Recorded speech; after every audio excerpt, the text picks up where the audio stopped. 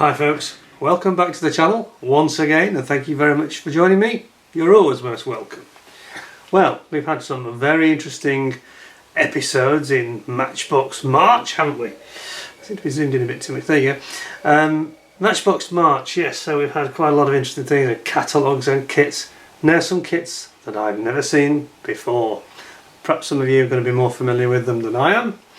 But we have again had one of our subscribers, regular viewer, this time it's a gentleman who's been again very helpful. We had Paul Hunter week last week. This week it's John Foggo. Now John Foggo lives on the south coast of England, and he was telling me a very interesting story about his sort of backstory with his kits and with his family and his father in particular, where when he was a youngster, like the rest of us, his dad was buying him kits, you know, and he was saying that he'd started watching my channel very recently in the last few weeks.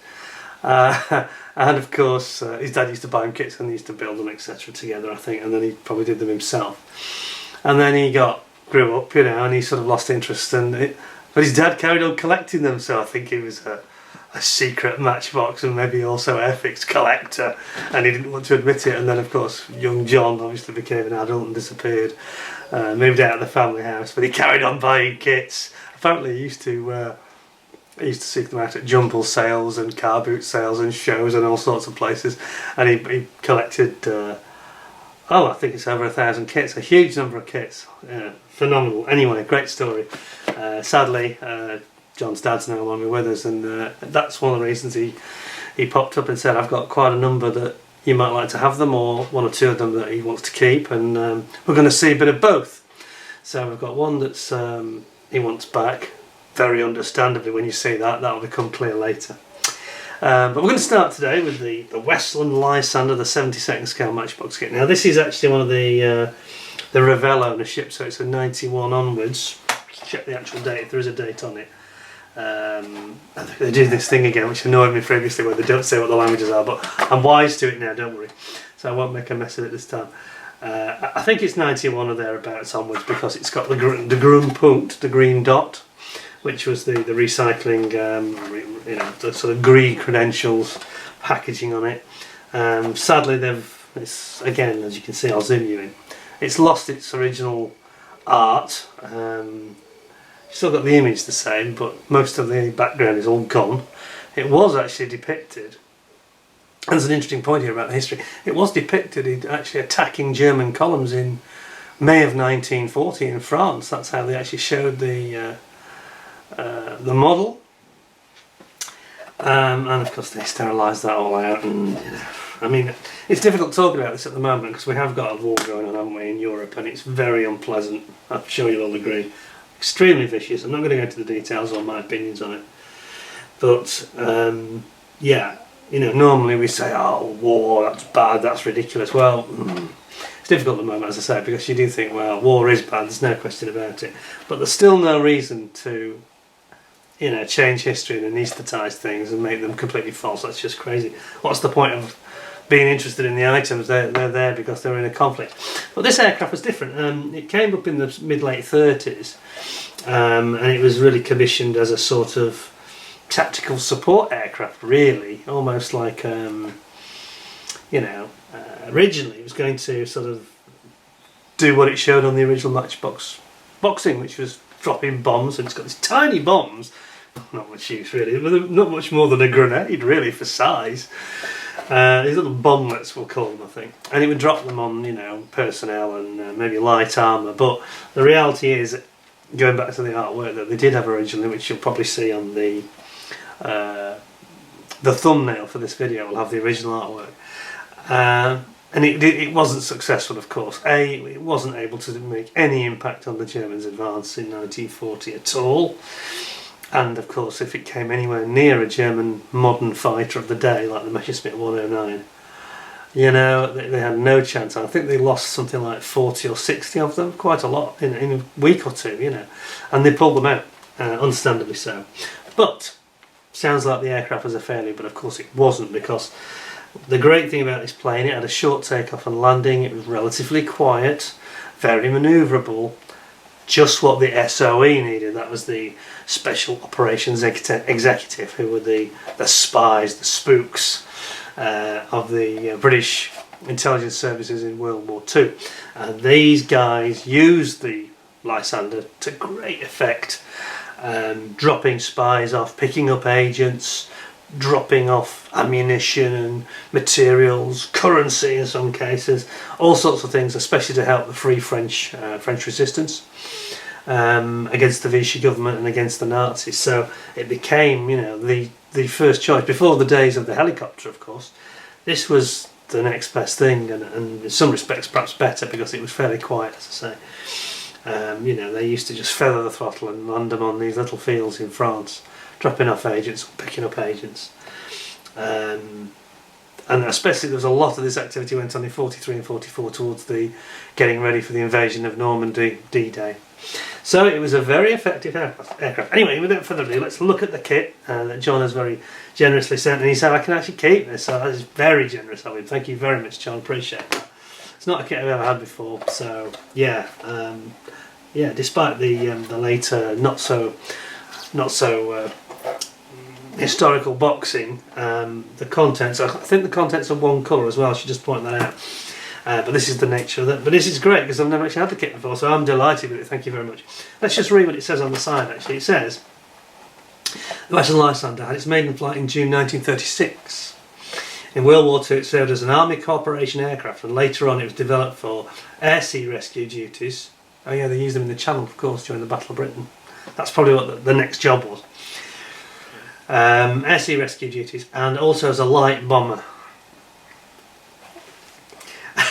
The maximum speed was 370 kilometres an hour, so what's that, 210 miles an hour? It's not bad, it's not bad at all. The maximum speed, and it had a 3,000 metre, nearly 10,000 feet altitude. 2 crew figures, detailed radial engine, movable propeller, and stub wings with bomb and 1 machine gun. So it's got some defensive capability. Right, let's have a look then. Let us see what we have in here. Oh, I think it's taped on one side, so I'll stick that over there. We've got some decals that don't look too bad, actually. The Matchbox tissue always looks terrible. It always does. It never looks good. We've got our clear part there, and then we've got, you know, kind of a pale grey with a hint of green, maybe plastic. It's the usual colour. I'm not sure I've seen that one before. It's definitely a Revell colour, I think. Revell plastic. Right. So then. Badger's Matchbox, but I think there's going to be, yeah, I think there's going to be quite a lot of Revell input in this, starting with the style. So let's bring you in. Now this is what I was saying about these Revell reboxes. So in the inside, they do the logical thing. This is perfectly sensible. They actually say, look, Deutsch, English, Francais, Nederland, Svenska, Italiano, Espanol. I don't know why they can't do that on the outside of the box, because when you look at it, you've really got it's so tightly printed. You know, you've got to squint at it. It's tiny, the writing. So this is the English one here, but yeah, it's easy to miss. Anyway, we digress. So there's no historical chat here. They've already given you on the box, which is a bit of a shame. But anyway. We go straight into it, and it's a fairly straightforward build, I think, this one. So we've got building at your cockpit with your pilot and your sort of rear gunner, I suppose is the best description, and perhaps he drops the bombs maybe as well. And you've got, there are 2 types, I believe, of between the Mark 1 and the Mark II. This area of the rear canopy is different. One's got the machine gun with like a magazine supply rack and some radio gear, and the other one hasn't, and I think the earlier version hasn't, and this is the later one. So it's fairly simple, isn't it? You've just got 2 sides of a fuselage that goes in sandwiches with your machine gun, having built your basic cockpit, and you've got your tail planes going on, canopy going on, which is a big old canopy, it's a right greenhouse. Then you've got your radial engine being built up here with propeller and spinner, and these very distinctive high top mounted wing going on, and you've got your big struts underneath supporting it, and you're building up your sort of gondolas for the undercarriage which go underneath and give it this very distinctive look. And then you've got this little rack that clips onto the onto your gondolas here, complete with bombs. It's very small printing, I have to say. Let's go a bit closer. And then you've got your little bomblets going on, and that's it basically. So your Lysander is built in what, 7 steps? Gosh, and the steps are fairly basic, you know. I can't think of a simpler build really that I've seen recently. And then we've got our markings, and we've got the 16 squadron that's based at France in 1940, but not for long before they pulled it out of the line because the losses were horrendous. And then you've got your 225 squadron at Odium. Now, I should just mention the Odium squadron here. We will be seeing something else that was based at Odium in the near future, also from contributed by John Foggo. And he used to live quite close to Odium airfield, so it's quite personal to him. So that's one of the ones he definitely wants back. But we'll get into that later. But yeah, that was the airfield where the SOE used to operate these secret missions, intelligence missions, etc., supporting the Free French and the underground and all that stuff. And then you've got your markings, and then on the back, strangely with these Revell, the back's just plain nothing. It's not the best. This is Revell, you know. They've taken the basic images from Matchbox and they sort of ruin them every time, don't they, really? But anyway, not to worry, not to worry. Let's get into the parts and have a look at these decals. The decals look okay, actually. I suspect these still work. Let's have a little looky. So, very simple markings, obviously. Very small low-vis roundels, because obviously the spy plane doesn't want to announce its presence too obviously. In fact, I'm surprised it has the yellow roundel, actually, because that's quite loud looking. Was that on both versions? I'm just going to check. Yeah, it is, okay. But yeah, they look quite nice, don't they? That's a nice basic set of Matchbox decals. And then we have got our greenhouse glass. Look at this. Now that's nice. That's nice. And it had it's got and obviously the cutout is for where the wing goes. That's, the wings go right across the top of the canopy, basically. Incredible. But well, I say that they sort of meet in the middle, don't they? But it's nice, decent canopy that. Good. It's still on its sprue as well. That's very nice. So let us have a look at the 2 sprues. It's a bit of a shame they're not coloured differently, but hey ho, Matchbox was long gone when this particular iteration was released into the market. So did I check about the date? Did it say a date on it? 1992. Oh, there you go. So it's close, wasn't it? I've got 1 year out, as they say, on Popmaster. For those of you that don't know, that's a BBC Radio 2 show that's a very popular quiz game that's on every day. I'm digressing. Anyway, so let's have a look at this fuselage, which has got the nice ribbing down it. That's been nicely done. It's got recessed panel lines. It ticks all the boxes, this does. It really does. Got a nice spinner there. Propeller. And you've got your radial, front of your radial engine here. And you get a couple of struts. And you've got these, where my finger is here, this is the mounting for the bombs that goes on the gondola undercarriage. And you've got this gondola undercarriage. It's quite nicely finished, this mould. It's obviously in good condition when they used it. And it says made in England, scrubbed out. See that? There, made in Deutschland now, I guess it was. That's a really nice sprue, and you've got this tail that's a 2-sided tail. Yeah, so you've only got a tail on one fuselage side. It meets up in the middle. Well, that's really nice. In great condition. Looks like new, to be honest. As does the other sprue here. So we've got our wings. And you've got, again, they've done this ribbing really quite nicely for 72nd scale. You know, something that came out in 72, the actual original mould. It's not bad, is it? Not bad at all. Same nice figuring on the tail planes as well. Again, you've got the stretched skin over the spars. Done that really nicely. You've got your crew here. 2 crew. Well, there's not much difference between the gunner and the pilot. They seem to be strangely like twins, as was the Matchbox way, you know. Hey, listen, don't knock it. Have you seen some of the Airfix ones today? They're absolutely tragic. These are much better, but anyway, we digress. There's the 2 seats and the wheels and tyres. and you've got your radial engine there. That's really nicely done. That's nicely moulded. It's got some quite fine sort of fin detail on it. Can you see that? That's really good. Yeah, I like that. And you've got these huge sort of Cabane struts that support the wing, and obviously meets the actual undercarriage legs or gondolas. And then you've got these little tiny bomblets, which, sorry, I zoomed out too soon. Little tiny bomblets, look, that go on those gondolas. So there you have it.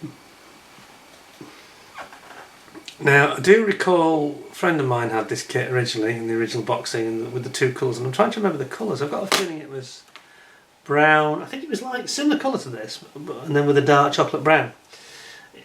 Correct me if I'm wrong. Oh, don't correct me, because there may be multiple options on that, as we know from some of the others. But by all means, say what yours was. I think it was like a creamy grey and brown. But it's a really nice kit. It's got a really good, strong, solid sprue. No parts have come off those sprues. That's like a new kit. Really nice. And as I say, that's what John has very generously actually donated to me. So rest assured, A, I'll be keeping it perpetuity, and 2, I won't be building it. If I was going to build one, I'd just buy one of the new Revel one, latest Revel ones, because it's still a Matchbox, and it's still, still has quite a lot of the magic, to be honest. So, marks out of 10. Well, instructions and packaging lose it a mark, I think. So, I think 8.5 is about right for that. I think that's a really strong, solid kit inside. Just that Revell, as they did with all of them, sort of messed it up a bit, but there we go. Anyway, just a short one today. But we will be having more, and this gentleman, John Foggo, has contributed 3 kits for us to have a look at, so this is the first. I think you're going to enjoy them because they're all a bit different, and they're not things I've seen any of them before at all. So I'm going to leave it there. I'll have a nice brief one today. But thank you for watching. I hope you enjoyed it, found it interesting. Tell me or share with me any experiences of your own Westland Lysander that you may have had, if you had the original one especially. And thank you for joining me. For those of you who haven't subscribed, please do tick the subscribe button, because you'll find there's a lot of this stuff. Hundreds now. I think we're getting up to about 340 videos or thereabouts, something like that. In a similar vein, mostly. And if you are a subscriber, you should ding the notification bell, because then you'll get early notification. I've had a couple of people this week saying, "Oh, I didn't realise you were on, I missed it, the live chat." Well, did you ding the notification bell? There was actually a bit of a glitch with YouTube, so I'm not accusing people of not having done the right thing, because there was a glitch last week where I'd put there's 2 shows about the catalogues. It's part 1 and part 2. And part 1 and part 2, I put them both on at the same time, all as premiere. But number 1 didn't come up as premiere until just a few hours beforehand, which was very odd. Had me panicking a little bit, so I think that may have explained why people missed it. Anyway, thank you for joining me. Until next time, please tune in again soon, because we've got, as I say, some real gold coming that you're going to enjoy for sure. More Matchbox March, 50 years of Matchbox, the magic continues. Anyway, thanks for joining me, really appreciate your time. Look after yourselves, and I'll see you again soon. Thanks a lot, bye for now.